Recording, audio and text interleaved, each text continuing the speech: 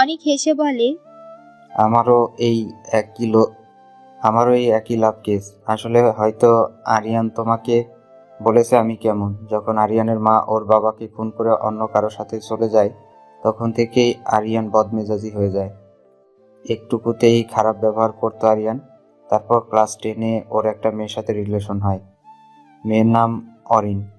আরিয়ান অনেক ভালোবাসতো অরিনকে, কিন্তু অরিন ওর রাগ সামলাতে পারতো না।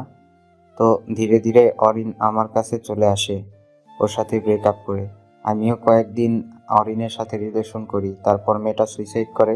আরিয়ান চেঁচিয়ে বলে, ও বাধ্য হয়েছে সুইসাইড করতে। তুই ওর সাথে বাজে কাজ করেছিলি। আমায় রাগাস না কিন্তু, সব সত্যি সত্যি বল। অনেক বিরক্ত হয়ে বলে, আরিয়ান যা বলেছে সব সত্যি, কিন্তু আমি আমাদের ক্লাসের রোজা নামের একটা মেয়েকে পছন্দ করতাম। আমার সে ভালো লাগা ভালোবাসায় রূপ নিয়েছিল, কিন্তু অরিনের সাথে চিট করায় আরিয়ান আমার ওপর প্রতিশোধ নেয়। ও রোজাকে পটিয়ে ফেলে। এরপর থেকে আমাদের ফ্রেন্ডশিপের ইতি ঘটে, আর ও আমার শত্রু হয়ে যায়। যত প্ল্যান সব আমার আর রাইয়ানের। আনিকা শুধু একটা অংশ মাত্র। আরিয়ানও ওর সাথে ব্রেকআপ করায় ও আরাফাকে কষ্ট দিয়ে কাহিনী শেষ। আরাফা মূর্তির ন্যায় ফ্যালফ্যাল করে তাকিয়ে থাকে শুধু। এদের এক একজনের কাহিনী সিনেমার মতো লাগছে তার কাছে। আরিয়ান তখন চেয়ারে বসে বলে, অনিক, আমি আগেও বলছি এখনো বলছি, আমি জানতাম না তুই রোজাকে পছন্দ করতি। তাহলে আমি ওর সাথে রিলেশনে যেতাম না। অরিনকে ভুলতেই ওর সাথে রিলেশনে গেছিলাম। আর রোজাই আমাকে প্রপোজ করেছিল, আমি ওকে পটাইনি। তোকে রিদি বানিয়ে বানিয়ে মিথ্যা গল্প বলেছে, আর সেগুলোই বিশ্বাস করলি। একটাবার যাচাই করার প্রয়োজন মনে করলি না। আর রায়ান, তোর সাথে তো অন্যায় করেছি, তাই না? তুই কি জানিস আমার ছোট বোনটা আর বাঁচবে না? ও বলেছিল, ভাইয়া আমি একটা জিনিস চাইবো তোর কাছে, আমাকে আর বিয়ে দেওয়ার চেষ্টা করিস না। আমি যতদিন বেঁচে আছি রাজের স্মৃতি নিয়েই বাঁচতে চাই, আমার মাহিকে নিয়ে বাঁচতে চাই। আমি কি করে বোনের আবদার ফেলে দিতাম? তুই কি পারতি পাষাণ হতে? আর এখন তো ওর বাঁচার সম্ভাবনাই শেষ। আমার মেহু পাখি যে মরণ ব্যাধি বাঁধিয়েছে। আর আরাফাত, তোমার সাথে না অনেক অন্যায় করেছি। আমার জন্য তোমার জীবন বিপদে পড়েছে।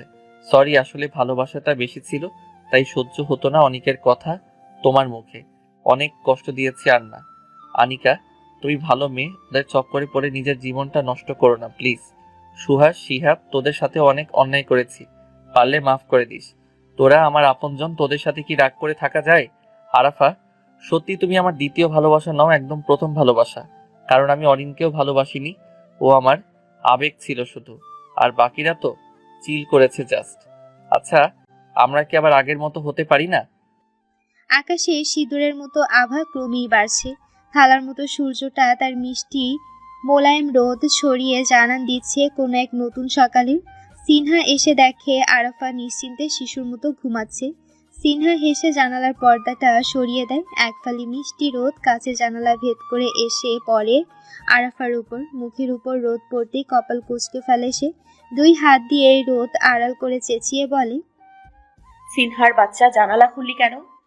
তোরে এই মহৎ কর্ম কে দিয়েছে? সিনহা হেসে আরাফার সামনে বসে বলে, দুলাভাই দিয়েছে, মানে আরিয়ান ভাইয়া দিয়েছে এই মহৎ কাজ। কেন, ওই আরিয়ান্নার আবার কি হয়েছে? আমার ঘুমের মধ্যে বা হাত দেয় কেন? সিনহা হো হো করে হেসে উঠল। আরাফার গা জ্বলে যাচ্ছে। সকালে ঘুম ভাঙিয়ে তামাশা শুরু করেছে। সিনহা হাসি থামিয়ে বলে, তুম কিয়া খুশি কে মার গিয়া পাগল হো গিয়া হো? আরাফা সিনহার দিকে বালিশ ছুঁড়ে মেরে বলে, আমি পাগল হতে যাব কোন দুঃখতে? তুই পাগল, আর তোর ওই সো কল্ড জিজু আরিয়ান আরেকটা পাগল। উফ সরি, সে হচ্ছে তোদের লিডার। আপু তুই থামবি? আজ তোর বিয়ে, আর তুই পরে পরে ঘুমাচ্ছিস? সিরিয়াসলি? সিনহার কথায় আরাফার টনক নড়ে। বিছানা থেকে এক লাফে নামে সে। সিনহা বলে, আরে তুই আমাকে আগে বলবি না? হায় হায়, লেট হয়ে গেল তো। সব সময় আমি এমন ভাবে কেন যে ভুলে যাই। আর কয়দিন পর ভুলে যাবা জামাইকেও। পেছন থেকে উচ্চস্বরে হাসির আওয়াজ আসে। আরাফা ঘুরে দাঁড়িয়ে দেখে আনিকা আর মিহি দাঁড়িয়ে আছে। আরাফা মাথা নিচু করে বলে, আসলে তা নয়, মানে আনিকা আর মিহি আরাফাকে টেনে নিয়ে যেতে যেতে বলে, কোনো মানে নয়, বুঝলে? আর সিনহা, তুমিও এসো তাড়াতাড়ি। নাহলে তোমাকে কোলে করে নেওয়ার ব্যবস্থা করছি। সিনহা ওদের পিছু পিছু আসে। ওই দিন সবাই সবাইকে মাফ করে দিয়েছিল। পুরনো প্রতিশোধের নেশা, ভুল বোঝাবুঝি সবকিছুর অবসান ঘটেছে। অনিক আর রায়ান তো আরিয়ানের জানের দোস্ত হয়ে গেছে আগের মতো। এতে শিহাব আর সুহাস খোঁচা মেরে কথা বললেও দিন শেষে ওরা একসাথেই সবাই থাকে। তবে সিনহাকে সৈকত সাহেব মেনে নিতে পারেননি আজও। সিনহার এতে আর মন খারাপ লাগে না, অভ্যাস হয়ে গেছে। এই ভেবে আশায় থাকে হয়তো কোনো একদিন তার বাবা তাকে মেনে নেবে। লাল লেহেঙ্গা পরে টুকটুকে বউ সেজে বসে আছে আরাফা। ব্রাইডাল লুকে একদম অসাধারণ লাগছে আরাফাকে। অন্যরাও সাজতে ব্যস্ত। তখন শায়লা রহমান আসেন। আরিয়ান যেই বাড়িতে একলা থাকতো সেখানেই বিয়ে হচ্ছে। শায়লা রহমান দরজায় নক করেন। দরজা খুলে মিহি। শায়লা রহমান ভেতরে ঢুকে আরাফাকে দেখে বলে, বাহ, তোমাকে অনেক সুন্দর লাগছে আরফা। আরাফা শাশুড়ির কথায় লজ্জা পায়। শায়লা রহমান কতগুলো গহনা বের করে হেসে বলে, হয়েছে, লজ্জায় লাল হতে হবে না, তোমার জন্য এই গহনাগুলো। আরাফা অবাক হয়ে বলে, এত গহনা দিয়ে আমি কি করব? এইগুলো তোমারই। এই গহনাগুলো আরিয়ানের দাদি আমাকে দিয়েছিল, আর আজ আমি তোমাকে দিলাম।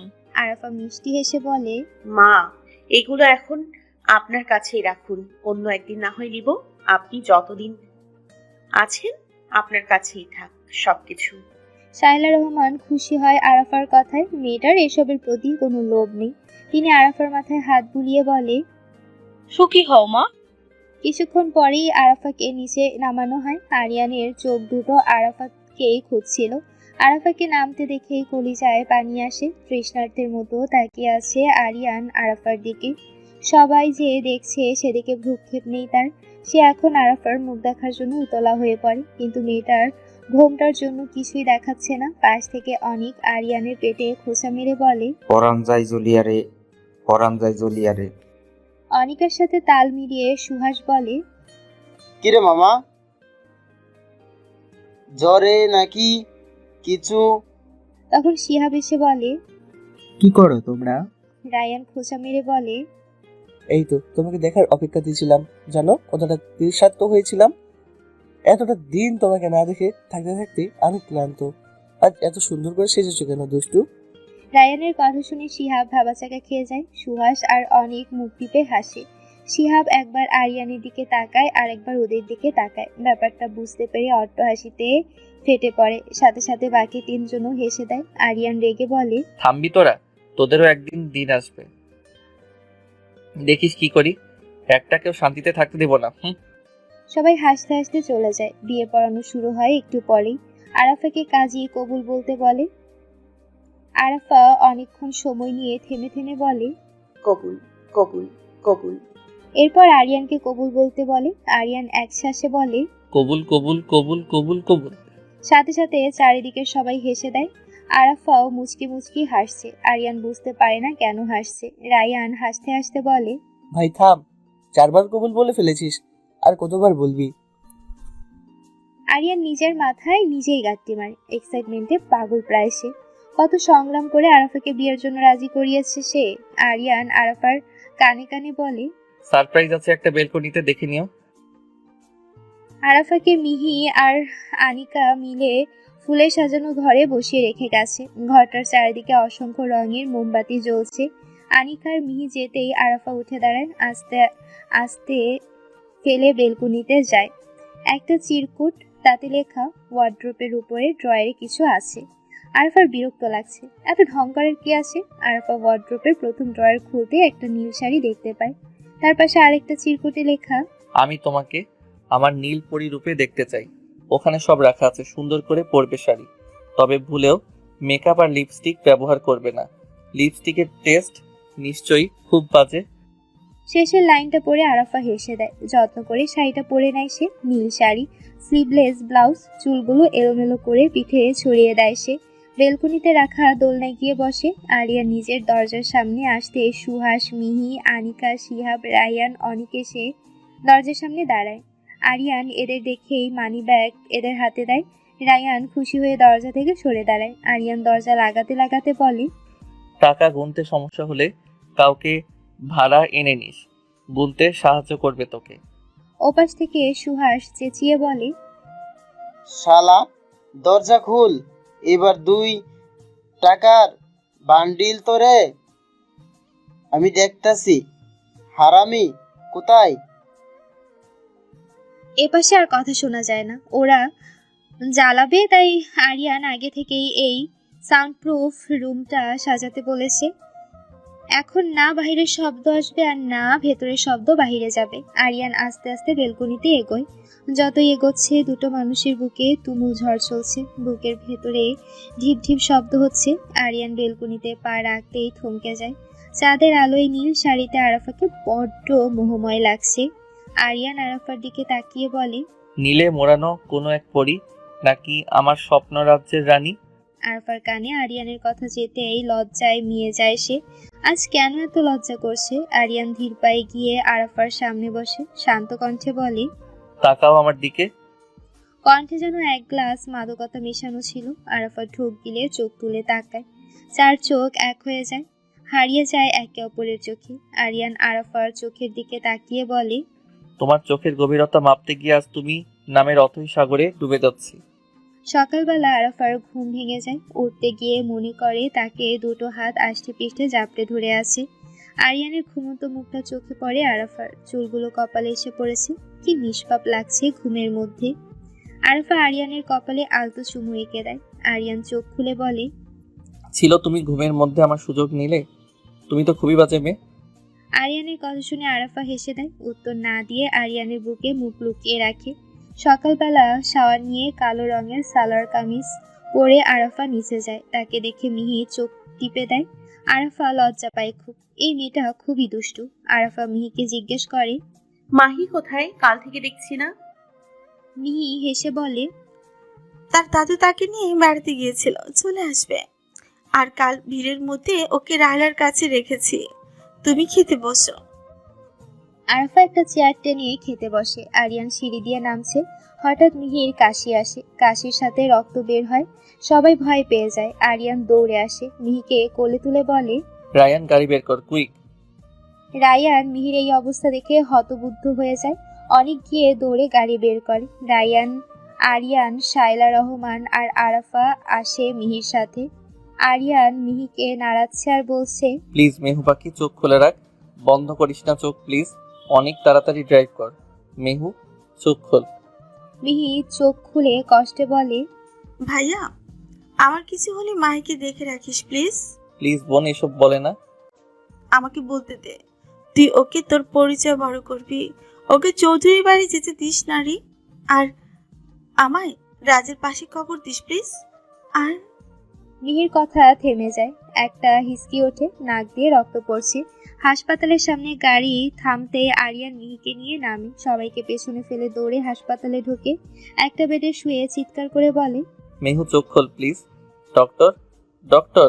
ডক্টর দৌড়ে আসে। মিহির পালস রেট চেক করে মিলান বলে, আরিয়ান, সব ফর্মালিটিস করতে চাইছি না, কিন্তু মিহি আমাদের ছেড়ে চলে গেছে। ততক্ষণে পেছনে সবাই এসে গেছে। সবার মাথায় যেন বজ্রপাত হলো। এত তাড়াতাড়ি এত কিছু হয়ে যাবে কেউ কল্পনাও করেনি। রায়ান ধাক্কাটা সামলাতে পারে না, সে ফ্লোরে বসে পড়ে। আরিয়ান স্তব্ধ হয়ে মিহির দিকে তাকিয়ে আছে। মিহির পাশে গিয়ে বলে, এই মেহু পাখি, ওঠ না, রাগ করেছিস? চকলেট আইসক্রিম এনে দেইনি বলে? সরি রে, সব এনে দিব, প্লিজ তুই ওঠ। ডক্টর সব মিথ্যা বলছে আমি জানি, ওঠ না তুই।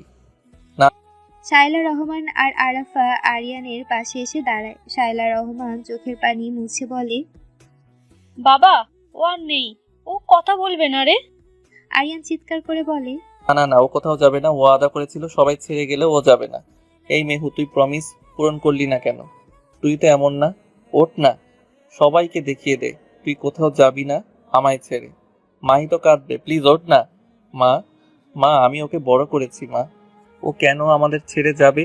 আমি ওকে কখনই অভাব বুঝতে দেইনি, ও কেন এমন করলো? মা, মা, ও মা, আমি কি ওকে কষ্ট দিয়েছি? ও রাগ করলো কেন? শায়লা রহমান আরিয়ানকে সান্ত্বনা দিয়ে বলে, না রে বাবা, তোর কোনো দোষ নেই, তুই এভাবে কাতলে মিষ্টি কষ্ট পাবে। আরিয়ান মিহির কাছে গিয়ে ওকে নাড়িয়ে বলে, মিহি, এই মিহি, ওঠো না। দেখ আমি তোকে আর মেহু পাখি ডাকবো না। তুই রাগ করে গাল ফুলা, আমি চকলেট নিয়ে আসি। ওঠ না বোন আমার। সুহাস আর শিহাব আরিয়ানকে টেনে এনে বলে, তাই থাম প্লিজ। মিহি আর নেই, এটা চরম সত্য, মেনে নে। আরিয়ান চিৎকার করে বলে, মিহি বোন, তুই আমাকে রেখে যাস না। ডাক্তাররা সব নিকর্মা। এই মিরান, তুইও বাঁচাতে পারলি না ওকে। যা সর, তোকে আমি খুন করে ফেলবো। আমার বোন, আমার ছোট মেহু পাখি। আরিয়ানের আহাজারি। তবে আকাশ বাতাস ভারী হয়ে আসে। খবর পেয়ে শহীদ আর সৈকত ছুটে এসেছে হাসপাতালে। হাসপাতালের লোকদের চোখেও পানি, সবাই কাঁদছে একজনের জন্য। মেয়েটা সবার প্রাণ ছিল। ছোট বাচ্চাটাও আজ কাঁদছে। মা নেই, এটা যেন সেও বুঝে গেছে। সে বুঝে গেছে পৃথিবীতে আপন বলতে কেউ রইল না। মিহির দাফন শেষে কবরস্থানের পাশে বসে আছে দুজন। একজন তার ভাই, আরেকজন তাকে গোপনে ভালোবেসে আসা মানুষটা। রায়ান হাউমাউ করে কাঁদছে। আরিয়ান হেসে বলে, আমার বোন আর আমার বউয়ের জন্য তুই কেন কাঁদছিস? রায়ান জবাব দেয় না। কলিজাটা পুড়ে যাচ্ছে। না পেলেও এতদিন চোখের সামনে ছিল, আজ থেকে তাকে আর দেখতে পাবে না। আরিয়ান মিহির কবরের উপর কান পেতে বলে, বোন, তোর অন্ধকারে কি ভয় করছে? আমরা আছি তো, ভয় পাস না। সময় কারোর জন্য থেমে থাকে না। এক সেকেন্ড করে পুরো 2টা বছর কেটে গেছে। সিনহাকে তার বাবা মেনে নিয়েছে। এখন আর মেয়েটা বালিশ ভিজিয়ে কাঁদে না। মিহিকে সবাই ভুলে গেলেও দুইজন মানুষ কখনোই ভুলতে পারবে না। তাদের মস্তিষ্কের প্রতি নিউরনে ঘুরে বেড়াবে মেয়েটা। কখনো কি ভুলতে পারবে আরিয়ান আর রায়ান? আরাফা আর আরিয়ানের একমাত্র মেয়ে মাহি। আরাফা কখনো মা হতে পারবে না। আরিয়ান এতে খুশি, কারণ মাহি থাকলেই হবে। আরাফাও আরিয়ানের খুশিতে খুশি। মাহি লাল ড্রেস পরে দৌড়ে আসে আরাফার কাছে। আরাফাকে টানতে টানতে বলে, আমার সাথে আসাম্মু। আরাফা মাহিকে কোলে নিয়ে বলে, কি হয়েছে আমার মাম্মামের? এত ডাকাডাকি কেন? মাহি আরাফার গলা জড়িয়ে ধরে বলে, আবু ডাকে। আরাফা মাহিকে কোলে নিয়ে আরিয়ানের কাছে যায়। ভ্রুকুচকে বলে, কই যাও তুমি? রেডি হচ্ছ যে? আরিয়ান রেডি হতে হতে বলে, আজকে কত তারিখ দেখে এসো, তাহলে বুঝতে পারবে। আরাফা মনে করেই বলে, আমিও যাব। আরিয়ান কথা না বলে তৈরি হয়ে নেয়। আরাফা আর মিহি রেডি হয়ে আসে। 3 জনে মিলে একসাথে যায় কবরস্থানে। রাজ আর মাহির কবরের পাশে দাঁড়িয়ে থাকে কতক্ষণ। নীরবে চোখের পানি ফেলে হাসপাতালে চলে যায়। এক জীর্ণ শীর্ণ জামা গায়ে পাগলামি করছে রায়ান। দূর থেকে রায়ানকে দেখে চলে আসে তারা। জীবনটা কিভাবেই না মন নিল একজনের জন্য। আরিয়ান আরাফা আর মাহিকে নিয়ে একটা পার্কে এসে বসে। আরিয়ান একটা প্যাকেট আরাফাকে দিয়ে বলে, অ্যানিভার্সারি গিফট তোমার। আরাফা হেসে বলে, তা তো গতকাল ছিল। আরিয়ান আরাফার হাত শক্ত করে ধরে বলে, জানি, তবুও আজ দিলাম। আর প্লিজ আমাকে কখনো ছেড়ে যেও না। সবাই চলে গেলেও তুমি থেকে যেও প্লিজ। আমরা একসাথে বাঁচবো।